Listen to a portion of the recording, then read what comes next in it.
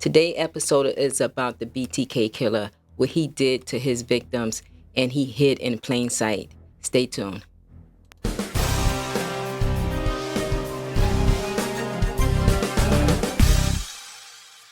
Let me guess what case we are covering today.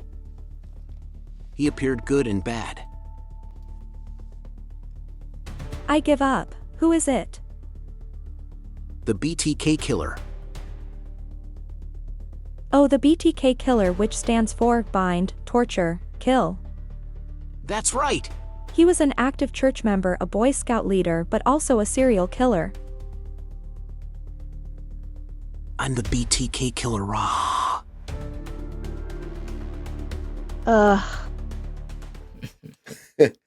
I guess Agent Wells likes to play with the puppets. That's and a lot of other stuff too. Yeah, Agent Owens goes back to her. She can't handle him.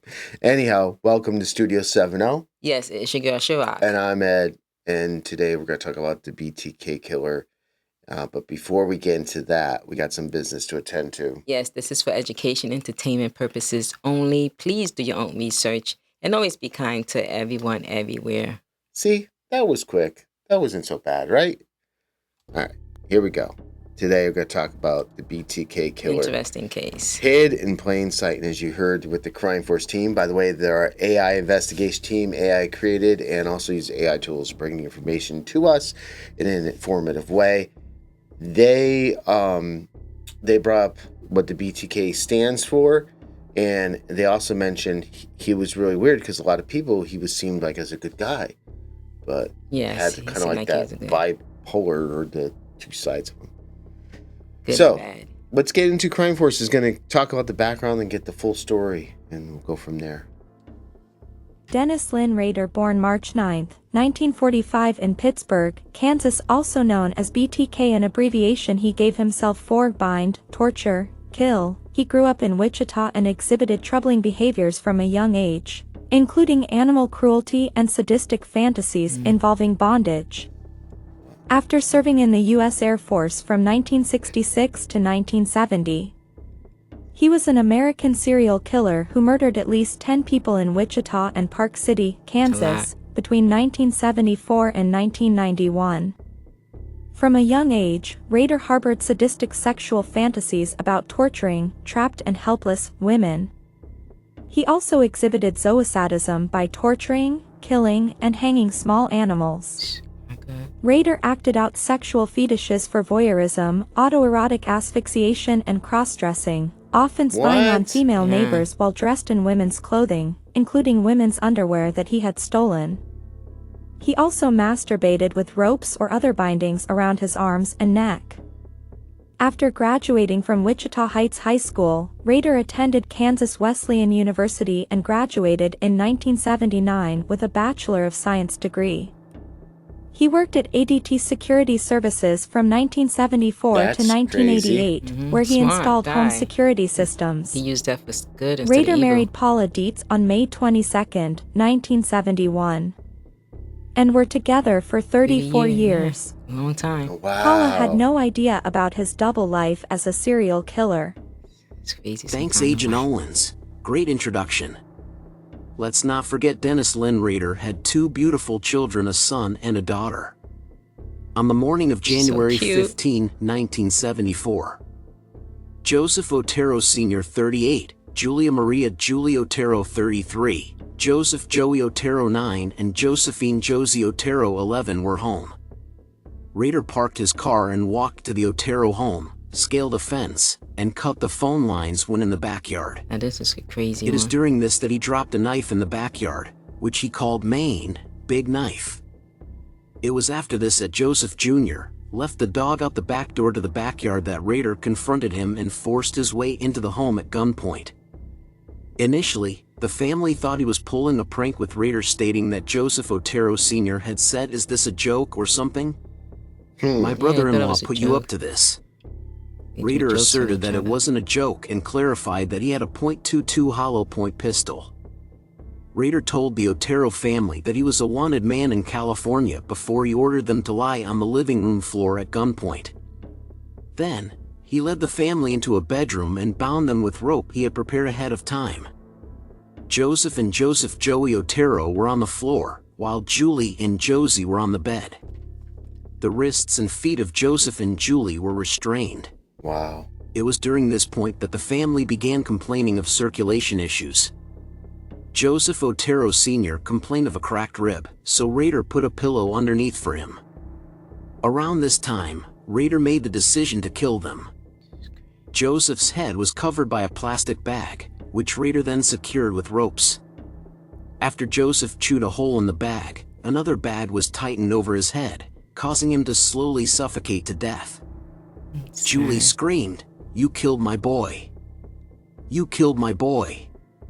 After the initial realization and shock, she communicated, "God have mercy on your soul," before Rader put her down, permanently. Rader strangled Julie to death with a rope. Their final breath was stolen without hesitation, without grace, without a chance for mercy. Wow, he was a psycho, Agent Wells. This is a sad case. Let's talk about his next victim. It's disturbing. On April 4th, 1974, the murder of Catherine Bright. Rader broke into the home through a sliding glass door in the back. He had punched the door open, discovering nobody was home yet. Whilst waiting for Catherine to return home, he began sweeping up the glass on the floor, when Catherine did come home with her brother, Kevin. He told the Brights that he was a wanted man from California, and needed money and food. These crazy stories. The Brights were forced into the southeast bedroom, where he forced Kevin to tie up Catherine, before Rader tied up Kevin. Rader didn't bring his own restraints for this murder, and used materials present at the house such as bandanas. Kevin and Catherine were separated into separate rooms, with Kevin restrained to a bedpost, and Catherine restrained to a chair. After this, Rader discovered a stereo system in the living room and immediately turned it on, and turned the volume up loud as a sort of cover sound to the murder he was planning. He walked into the bedroom where Kevin was restrained to kill him first, but discovered that he had gotten just free enough from the restraints to be mobile. Rader then pulled his firearm, and fired a shot at Kevin, grazing his head. Kevin put up a good fight, getting his hands on the gun several times. Rader was able to get away from Kevin and shot him a second time. Kevin faked being dead at this point. Catherine heard the gunshots. When Rader returned to Catherine, she asked, "What's going on?" Rader told Catherine that he had shot her brother. Catherine was starting to become hysterical and going crazy. Rader said she couldn't defend herself real good, but she fought like a hellcat. Catherine's resistance proved too strong for him to strangle her as planned, so Rader resorted to stabbing her repeatedly in the area under her rib cage. Wow. Oh. During the God. stabbing, Kevin got up and ran out the front door and down the street calling for help. Rader heard this happen and immediately grabbed the keys Catherine had and ran outside to try and start the truck parked outside to flee. It didn't start, so Rader ran away on foot to his car, which he parked at the Wichita State University. Catherine Bright did not die at the house, but died in hospital from her wounds. Dennis Rader, aka BTK, this is an abbreviation for bind, torture, kill. He won't stop. He is insane. He is insane. On March 17th, 1977, Shirley Ruth Relford Mutter. Rader had a different victim other than Shirley planned for the day, but decided not to murder that specific planned victim when the victim wasn't home. He said he was frustrated by this and decided to find a random person to kill instead. While walking around looking for a potential victim, he came across Shirley's son, Steve Relford, walking down the street, and asked him if he could identify individuals in a photo he was holding. Rader was holding a photo of his wife and daughter.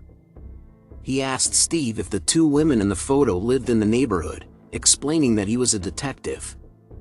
Steve had falsely said that the two women was his mother and sister. He then watched Steve walk back to his mother's house, where he had followed.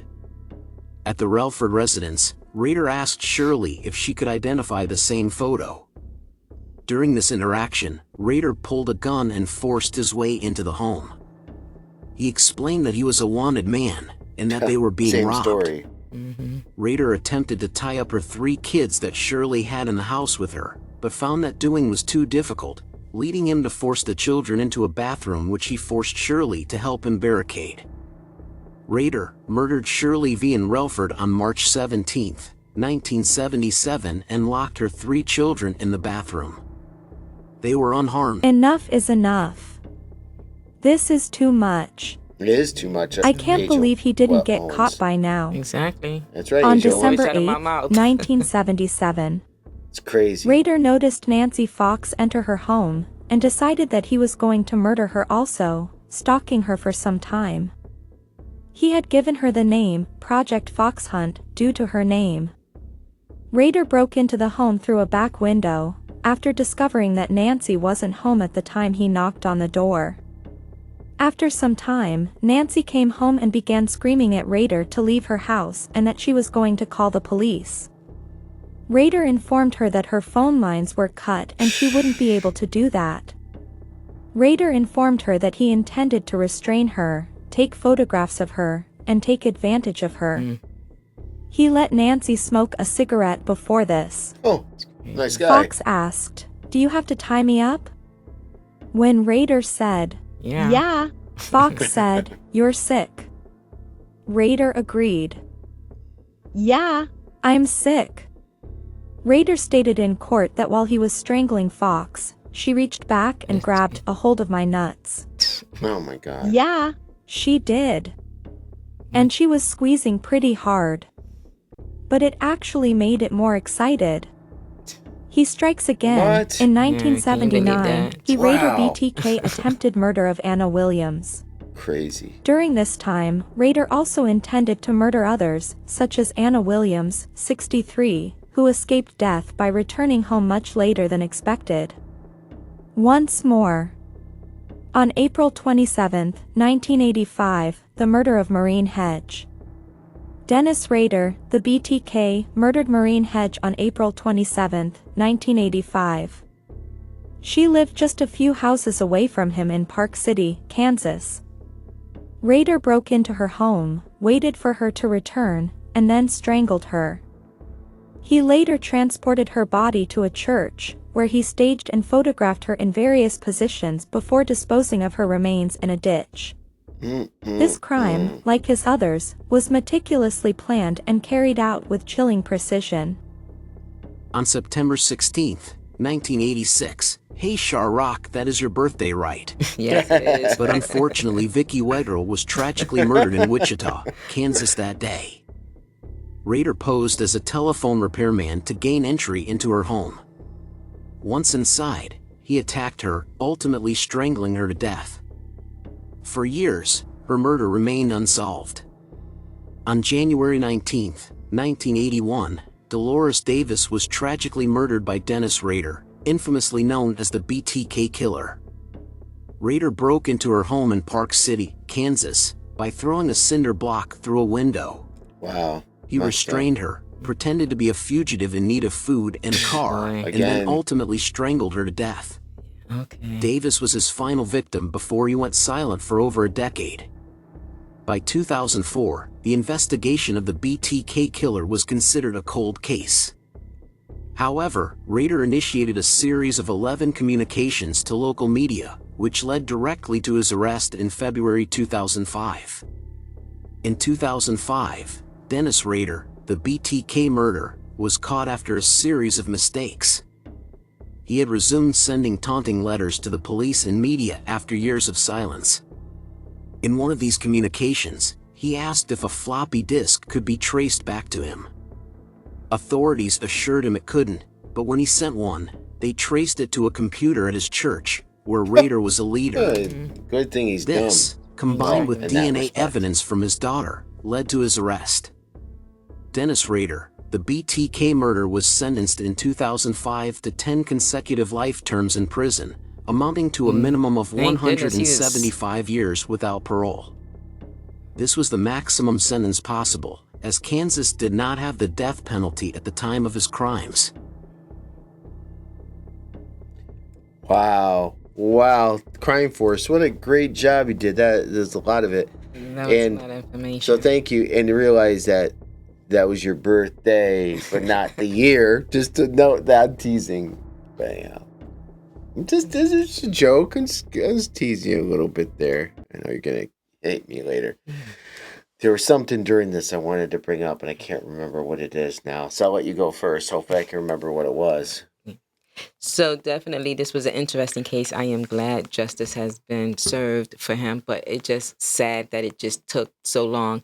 And these are the ones that they found, and he actually admitted to these murders. But there was definitely probably some more murders when I was actually reading this that didn't come to light, that he didn't really, but he did most of them, and he told about that. So that was crazy. And he had a family. He had a beautiful family, a son and a daughter. And it's just 1 minute, honey, I'm home. I'm going out to wherever. And next thing you know, and the thing is, sometimes it Yeah. just, me as a, mother and also having a husband, sometimes they don't pick up on that. And it's like kind of weird in a sense, but it can happen, right? Because you're not really always clocking where your spouse go. If he say he's going out, you just say, okay, have fun and then come back or something like that. But What's yeah. interesting is that, they got married, was it 71? It was early 70s. And when he did all these murders and stuff, it was right around his kids were little, if they had kids. So, but he still dealt with families that had kids, like who got the kids in the bathroom, was going to tie them up and all. It's really weird. And why did he take 10 years off? Was he trying in his own way to, you know, not do bad? Maybe he was too busy with his own kid's life. I don't know. The whole thing is bizarre, but what a mentally disturbed person. Yes, definitely. He was definitely mentally disturbed. And he needed a lot of help. And I don't know if his wife saw signs. I always go back to, pick up little pieces of things that goes on. Because something had to been weird in the house. I know that the daughter found out something later on. So she was definitely brought some things to light and definitely helped with the capture of him. Yeah. I can't remember what my question was. I should have wrote it down. That's all right. That was Crime Force did a great job putting that together and going through it all. Obviously went to some gory details, but I know it left a lot out, which is good. Yeah, because that already that's very, very disturbing. And I don't know if the guy ever got any help in jail or repent or anything, but that's just a very sad case, and it's just always just got to be careful out there. Yeah, and he was involved in the church as well. So, Yeah. you think. But as we know, people can go to church, they could just fill a seat, but doesn't mean they have a relationship with their God. It's just they just go because it's Amen like to a that. social thing that you do. Or they think they could just do it by doing things, and that's another show. For another day. For another day. But anyhow, thank you guys so much for joining us. And I hope you guys keep on coming back and watching. That's the main thing we'd like you guys to do is watch. That'd be awesome. The second thing is if they subscribe. Yes, or if like. they subscribe or like or be a member, we actually have some consideration and we would actually do some investigation. If you have something that you would like us to cover, we would love to do that. Yeah. Just for you. We'd like to kind of see you come back, and if you become a member, we'll take advice in terms of what things you'd like to see. So, what I just said. Yeah, I know. Yeah. Thank you All guys right. for watching. Hey, until next time. Studio 70. Boom.